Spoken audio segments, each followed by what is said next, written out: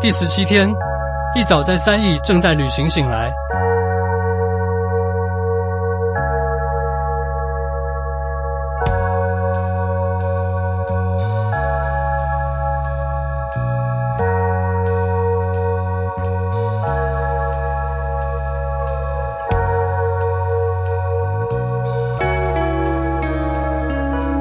三义最早的开垦始于乾隆27年，按里社潘大游入垦南端，却之于鲤鱼潭一带，现在鲤鱼潭村翻载成相传，即是当年潘氏之部落所在地。而另一群广东客家人则进入了双连潭及鱼藤坪等地生活。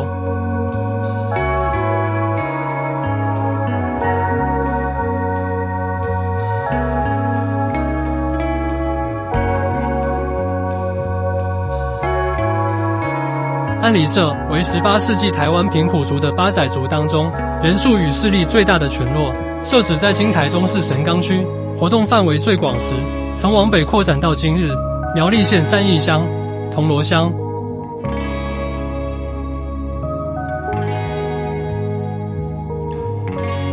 会达到如此大势力范围，起因于1699年，该社帮助清官府平定吞霄社事变，对峙7个多月。期间，清兵光因张力死亡，就有数百人，因此请来擅长在山里夜间行动的八仔族人带路，终于平定乱世。八仔族人也协助平息达那巴西后壳庄番害、月美庄事件。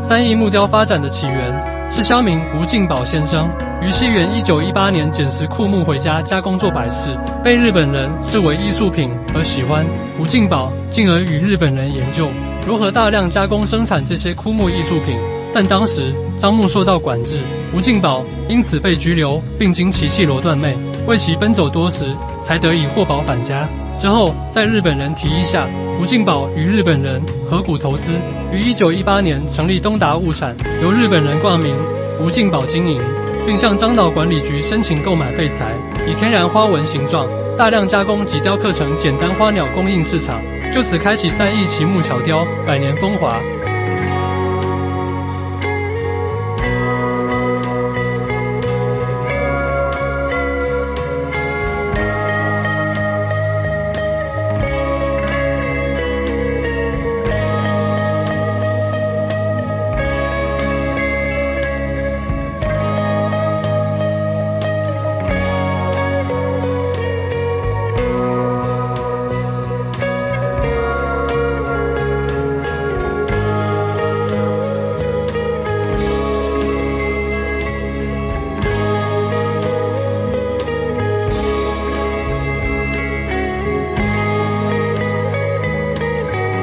后壳庄事件发生于乾隆31年3月，是在达那巴西的后壳庄发生生番强害汉人性命的事件，事后却意外促成八仔族领域第2次的扩张。根据高中实录的记载，该事件发生的原因有2：一是后壳庄民栽种位于土牛县外的田园时，不小心让其耕牛走失，为了寻找走失的耕牛，而被意外遇到的生番杀害；二是因为庄民曾经射杀外出番界赶入群的生番，以致生番杀人复仇。事件发生后，地方官受命管辖事发地点的番社，不过与此同时，爱湖附近的番社，如后龙、房里、大甲、夹治阁、猫里等，为了撇清关系，皆声称该地为按里社的辖区。然而事发地点与按里社相距甚远，即使从按里社群的麻属旧社出发，也需要数天的时间，两者应无关系。不过按里社土木潘敦仔，仍因此案则无可辞，独尊当办，惨泪已极。始料未及的是，待事件平息后，按里社的势力范围也从大安西畔向北推展至达那巴西和后龙溪之间，也促使大甲西南岸被开垦成有名的鹿皮小米响田。文献中所提及的麻属旧社，即是今日与鲤鱼潭村八仔族渊源最深的八仔旧社。从文献中的记载与今日古文书对照也可知，此时麻属旧社的八仔族人应尚未迁居至鲤鱼潭一带。而而八仔族更因按理社的汉化与推展，成为当时拥有大量土地的地主。知名人士有潘敦载。按理社拥有大片青埔林地，但因汉人移民大量进入及清政府强加劳役，导致该社未能积极参与土地拓垦。汉文化的强势影响使安理社人数急剧减少，至1893年，自认为八仔族的仅剩300户，1611人，其中不到1/4为按理社。到了20世纪中，按理社已几乎完全汉化，原本的文化几近消失，但潘家古厝仍在今台中市神冈区保留。八仔族的另一分支是噶哈巫族 （Kahavu）。田野调查发现，这是一支以飞骗巫术知名的族群，无需咒语就能骑扫把飞上天。还有耆老说，取面向东方的叶片，在今巫师有词，叶子可为大动脉失血者及时止血。潘大川说，听八仔部落魔神仔的故事，才发现其实都是祖灵或山水中的自然精灵。在八仔族中，没有恐怖的鬼故事。月眉庄事件发生于乾隆46年4月20日，是月眉庄民男女共28人于大安溪岸被生番杀死，并割取头颅的惨案。官方对于此事件的处理方式，也使得往后八仔族与邻近泰雅族的关系生变。该事件发生后，地方官原本想大事化小，不过明浙总督得知此事后，下令彻查，因此地方官只得求助于在乾隆31年的后客庄事件后，与生番建立起密切关系的按理社，也藉此得知了犯案生番所在的社址。按理社也依照官方的要求，以提供物资的名义，设计谋诱捕凶番，以今日皮头山一带，并在酒酣耳热之际，将手全数擒拿。事件虽然顺利解决，却导致内山生番视按理社为叛徒，使按理社无论是在平埔族群或高山族群之中的处境，皆更为尴尬。昔日良好的友谊与亲情，转瞬间变成仇敌。直至约100年后的1870年代，西方宣教师进入台湾内陆地区传教后，要往来埔里与台中大社之间时，仍需埔社的年轻员护卫，才能确保一行人的安全。即是因为埔社青年害怕是他们为叛徒的生番攻击所致。后里区有红龙果、巨峰葡萄、高阶梨、马铃薯等农业特产，也是台湾制造萨克斯风的产业聚集地，为台湾西洋乐器的重要制造地区。右后里区也是百合花、剑兰、火鹤、文心兰等花卉的重要产地，因此有花卉之乡的美称。后里名称因出自乾隆年间的后里庄，而后里地名可能来自于按里山，如同八仔族麻薯社因经按里山，于康熙55年规划时亦改称为按里社，且台语后里因近于按里。另有一说，后里一词来自于位于按里旧社的后面，得名为后里。然而后里庄这名词时至日治1913年台湾番地图才出现。另外，后与后是一体字，可能是日本时代制图人把后改写为后。早期政府在设有月眉糖厂、后里马场，属农牧工业类的产业。近年政府在利用后里农场、旗兴农场土地，成立中部科学工业园区、后里园区。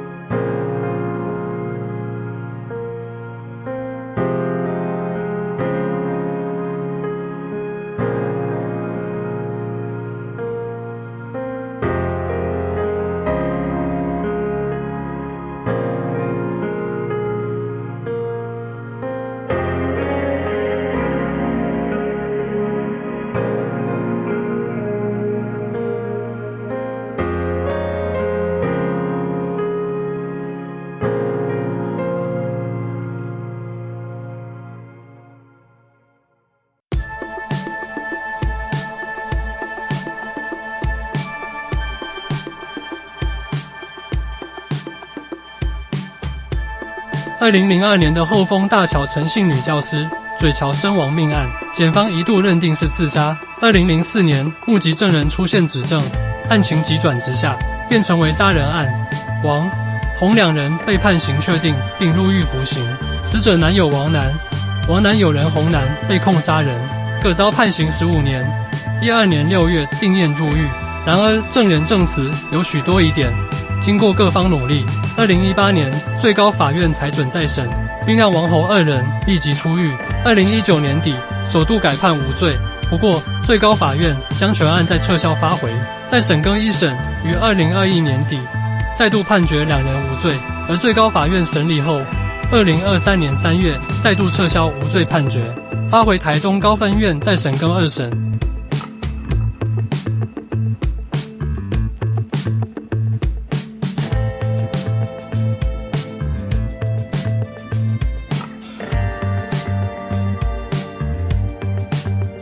张达金于康熙50年在台湾平埔族中以中医治疗瘟疫，拯救许多生命，获得族人感激，并迎娶了6名平埔族公主。雍正民间，他因协调原汉纷争和镇压叛乱而获得朝廷嘉奖，成为安理社的重要人物。他积极开发台中平原，行修水利，带动经济发展，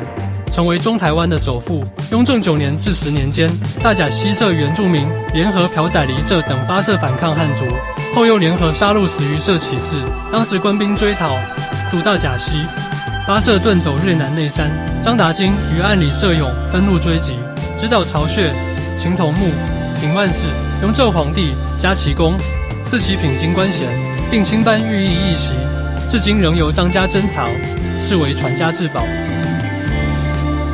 丰原一带地区在康熙年间尤为原始景观，草来遍野，松柏丛生，原住民称之太耶尔敦，即为松柏林之意。一说葫芦墩系为太耶尔敦之意因而来，或以本市就有墩角与下南，坑有3小丘，形如葫芦，故取其名。6点05分到达丰原车站。今天住宿到台中车站附近的奇异果。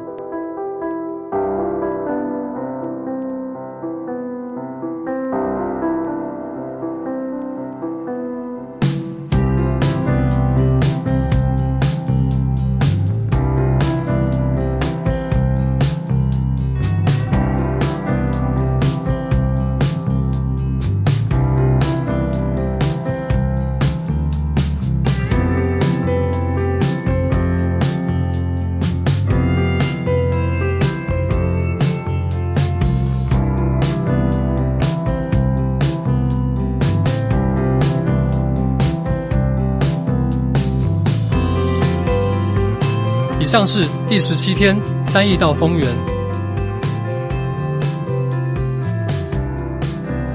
来自广东省大埔县，说大埔客家话的客家人张达金，他自雍正元年起任安理武社总通事，为其后发生夺起通事、侵入藩界开垦之弊案，甚至串通生藩出草害人。清廷遂整肃一些势力过大之汉人通事，张达金乃被革职，并遣送回籍。他的开垦活动也导致原住民生活空间缩小，造成8载族人流亡埔里或退回主居地苗栗县3义乡鲤鱼潭的惨剧。因此，双方曾互相控诉。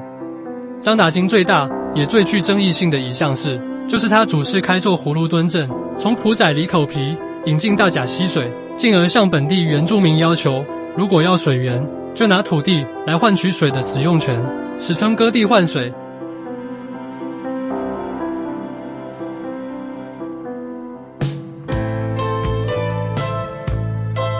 平埔族8仔末代头目阿敦阿伟的嫡孙潘大汉，透过族人自写历史的方式，将多年来于海内外发表的论文研究，以及手中所藏丰富珍贵的史料，于1998年撰写成书《平埔8仔族沧桑史》，还原该族直参海穴类史，内容关于8仔族先人在台湾200余年的开拓史上所做的贡献牺牲、建立之功劳，及该族人口锐减、土地流失的真相，